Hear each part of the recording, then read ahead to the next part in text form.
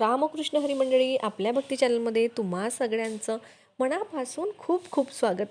आजच्या व्हिडिओमध्ये आपण एक कथा बघणार आहोत. त्याचबरोबर मृत व्यक्तीच्या कोणत्या वस्तू घरात ठेवू नये हे माहिती देखील बघणार आहोत.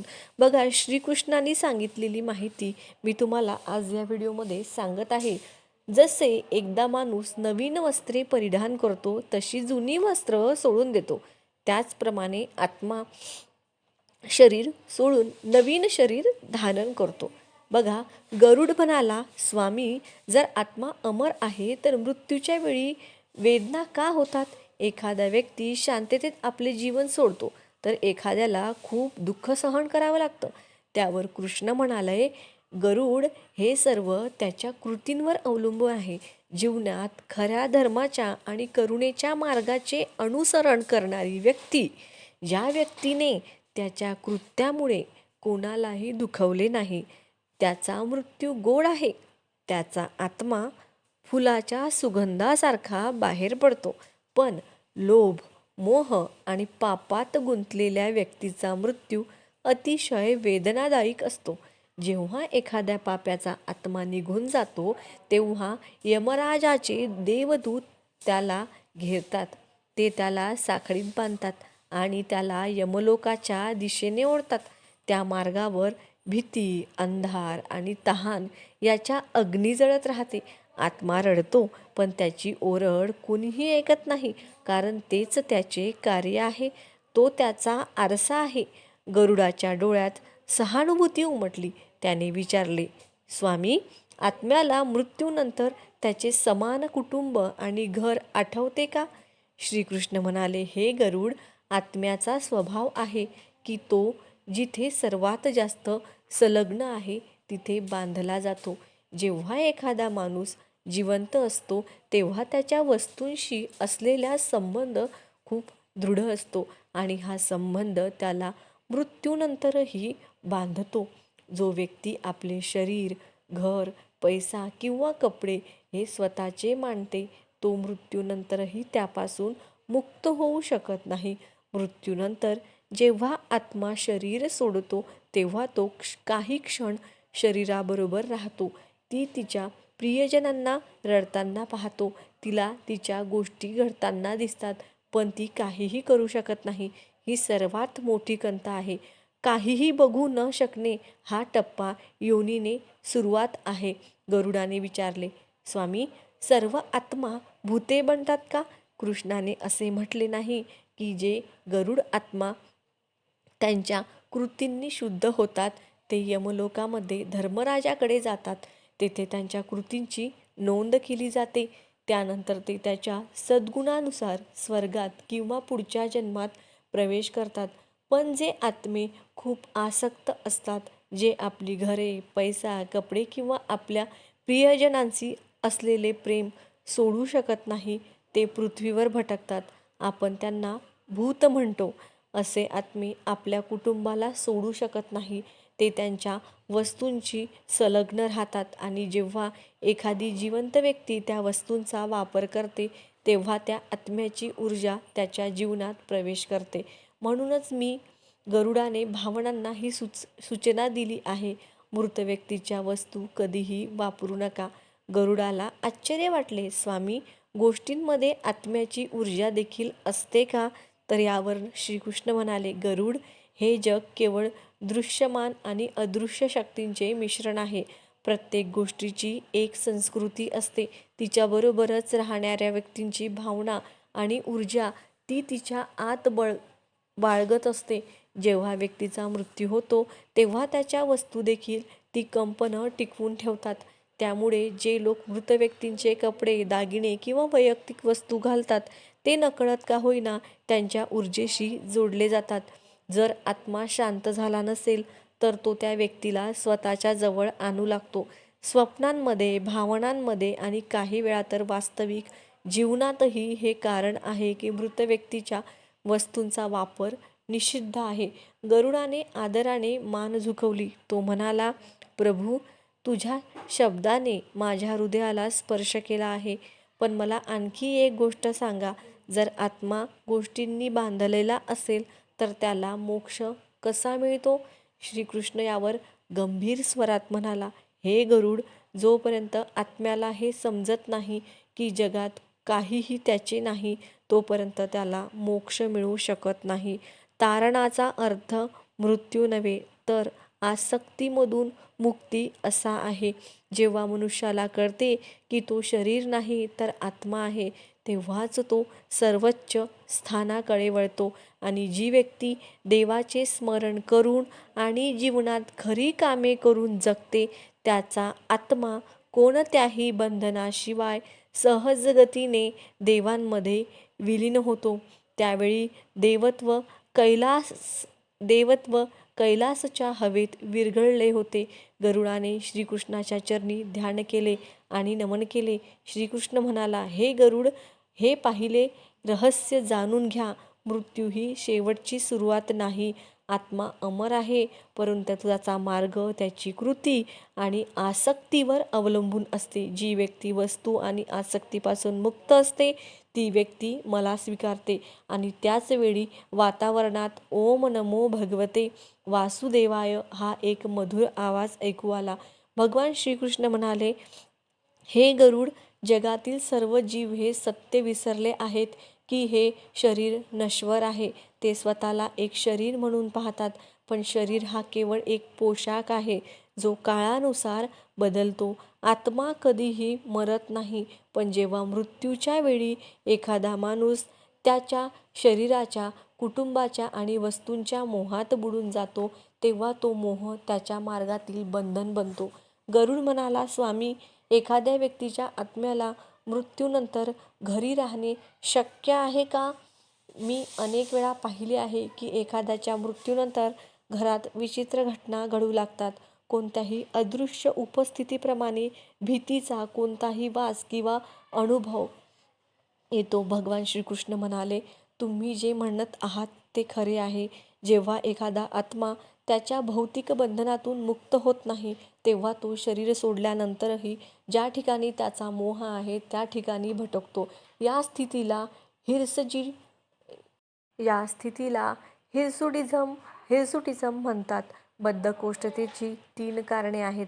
पहिला, दुष्काळ, म्हणजे मृत्यू जेव्हा एखाद्याचे आयुष्य अचानक संपवतो आणि त्याला जाण्याची संधी मिळत नाही.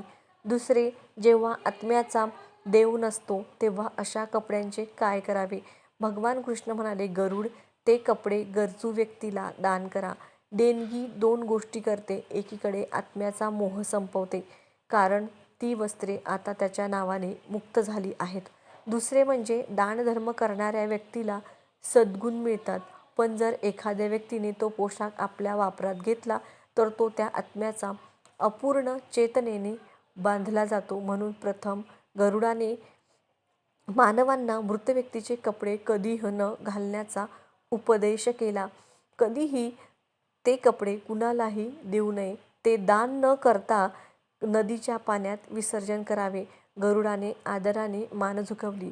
मृत व्यक्तीचे दागिने. श्रीकृष्ण म्हणाले, गरुड, दागिने हे केवळ सौंदर्याचेच नव्हे, तर भावनांचेही प्रतीक आहेत. लोकांना त्यांचे दागिने आवडतात.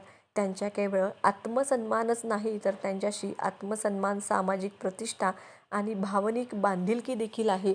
कधी कधी एखाद्या स्त्रीसाठी तिचे दागिने तिच्या आयुष्यातील आठवणी असतात. लग्नाचे मंगळसूत्र, आईने दिलेले कानातले, वडिलांची भेट दिलेल्या बांगड्या. जेव्हा ती स्त्री जगातून निघून जाते, तेव्हा तिच्या आत्म्याचा एक भाग त्या अलंकारांमध्ये स्थिर राहतो. जर दुसऱ्या व्यक्तीने ते दागिने घातले, तर आत्मा त्या व्यक्तीच्या जवळ येऊ लागतो, कारण आत्म्याला वाटते की तो माझा उद्देश आहे. ती त्या जिवंत व्यक्तीच्या ऊर्जेची त्याच्या स्वतःच्या अर्थाने पूर्तता करते आणि मग ती व्यक्ती कोणत्याही कारणाशिवाय दुःखी, थकलेली किंवा घाबरलेली होऊ लागते. कधीकधी त्याच्या शरीराला, मृत व्यक्तीला त्याच्या शेवटच्या वेळी झालेल्या वेदना देखील जाणवतात. गरुड म्हणाला, स्वामी, हे एक मोठे रहस्य आहे. दागिने देखील दान करावेत का? किंवा पाण्यात सोडावे का? कृष्ण म्हणाला, होय, हाच नियम. गरुड अलंकारांसाठी आहे. ते एकतर मंदिराला दान करा किंवा ते वितळून नवीन स्वरूपात तुम्ही तयार करा. कारण जोपर्यंत तो दागिना त्याच स्वरूपात राहील तोपर्यंत आत्मा त्याच्याशी संलग्न राहील. पण जेव्हा ते दागिने सोन्यासारखे रूप बदलतात आणि नवीन अलंकार बनतात तेव्हा आत्म्याचा संबंध हा तुटतो. म्हणूनच ज्या व्यक्तीला आपल्या मृत प्रिय व्यक्तीच्या आत्म्याला शांती द्यायची आहे तर त्याने त्याच्या दागिन्यांना पुन्हा वापरू नये, तर त्यांना मंदिरामध्ये दान करावे किंवा बदल्याच्या मार्गांपासून मुक्त करावे. हीच खरी श्रद्धांजली आहे. तिसरी वस्तू म्हणजे मृत व्यक्तींचे घड्याळ किंवा घड्याळ वेळ दर्शवते. श्रीकृष्ण म्हणाले की गरुड ही तिसरी वस्तू आहे. घड्याळ किंवा वस्तू जी काळाचे प्रतीक आहे हे फार कमी लोकांना माहीत आहे. प्रत्येकाचे आयुष्य काळाशी निगडीत असते. त्याचा प्रत्येक श्वास, प्रत्येक क्षण, प्रत्येक कृती घड्याळाच्या सुयांप्रमाणे एक विशिष्ट तालात फिरते. ते जेव्हा मृत्यू येतो तेव्हा घड्याळ थांबते आणि त्या क्षणी त्या व्यक्तीचे आयुष्य संपते. त्या व्यक्तीसोबत राहिलेली वेळ त्याच्या आयुष्यातील प्रत्येक क्षणाचा साक्षीदार आहे. त्याचा वेग, त्याचा उत्साह, त्याचे दुःख, त्याचा आनंद सर्व काही त्यात लिहिले आहे. त्यामुळे ते घड्याळ त्याची जीवन ऊर्जा देखील राखून ठेवते. जर एखाद्या जिवंत व्यक्तीने त्या मृत व्यक्तीचे घड्याळ घातले तर तो त्याच वेळी रांगेत सामील होतो आणि मग त्याच परिस्थितीत त्याच्या आयुष्यात येऊ लागते. ज्या परिस्थितीने त्या व्यक्तीला त्रास सहन करावा लागला होता, त्याचे नसीब, त्याची मानसिक प्रवृत्ती, अगदी त्याचे आजार देखील कधीकधी त्याच घड्याळातून हस्तांतरित केले जातात. गरुड आश्चर्याने म्हणाले, स्वामी, हे अदृश्य जगाचे मोठे रहस्य आहे. श्रीकृष्ण म्हणाले, होय गरुड, म्हणूनच असे म्हटले जाते की मृत व्यक्तीचे घड्याळ किंवा वेळ निर्देशक कधीही वापरू नये. अशी वस्तू पवित्र पाण्यात ओतणे किंवा धर्मादाय स्वरूपात ठेवणे अधिक चांगले आहे. कारण घड्याळ व्यक्तीच्या आयुष्याच्या मर्यादा व्यापतो. ते पुढे नेण्याचा प्रयत्न करणे म्हणजे स्वतःच्या जीवनाच्या प्रवाहात व्यत्यय आणणे. गरुड म्हणाला, स्वामी, जेव्हा एखादी व्यक्ती या गोष्टींचा त्याग करते तेव्हा आत्म्याला लगेच शांती मिळते का? भगवान श्रीकृष्ण म्हणाले, गरुड, शांती केवळ हा बाह्य त्यागाने प्राप्त होत नाही तर मनाच्या त्यागाने प्राप्त होतो. जर कुटुंबातील सदस्यांनी या गोष्टींचा त्याग केला परंतु मनात दुःख, पश्चाताप किंवा आसक्ती कायम ठेवली तरीही आत्म्याला शांती मिळत नाही. म्हणून जेव्हा एखाद्याचा मृत्यू होतो तेव्हा त्याच्या कुटुंबाने ह्या गोष्टी दान केल्या पाहिजेत आणि त्याच वेळी प्रार्थना केली पाहिजे की प्रभू, या आत्म्याला तुमच्या शरणी शांती लाभो.